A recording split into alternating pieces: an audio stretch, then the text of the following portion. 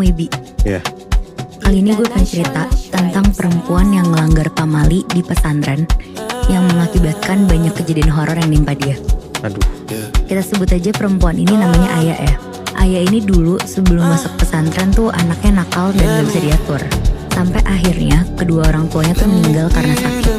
Nah sebelum meninggal, bapaknya tuh pengen banget Aya ini jadi penghafal Al-Quran. Awalnya si Aya tuh mikir dia tuh gak akan bisa jadi penghafal Al-Quran karena dia tuh sama sekali gak agamis. Bahkan dia tuh sering ninggalin sholat, terus juga ngerokok, bahkan sampai minum-minum juga. Tapi setelah dapet dukungan penuh dan diyakinin sama om dan tantenya, akhirnya Aya ini semangat dan yakin untuk masuk ke pesantren. Terus dia juga pengen jadi penghafal Al-Quran karena si Aya tuh ngerasa kalau cuma itu tuh yang bisa dia kasih ke orang tuanya. Aya ini punya teman namanya Uci. Mereka ini beda kamar dan komplek. Nah komplek itu kalau di pesantren ini tuh disebutannya untuk daerah per kamar gitu. Oke. Jadi pesantren Uci tuh namanya pesantren Salafiyah. Nah pesantren Salafiyah ini tuh pesantren yang metode pembelajaran itu tradisional dan khusus ngaji kitab kuning. Di pesantren Uci ini tuh ada 4 lantai terus gede banget.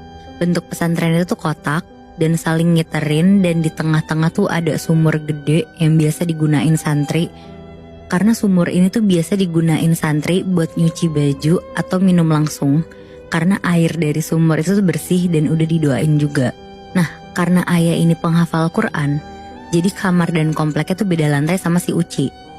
Karena semua santri penghafal Al-Quran ada di lantai 4. Alasannya tuh karena santri yang penghafal Al-Quran itu tuh kompleknya paling deket sama rumah kiainya.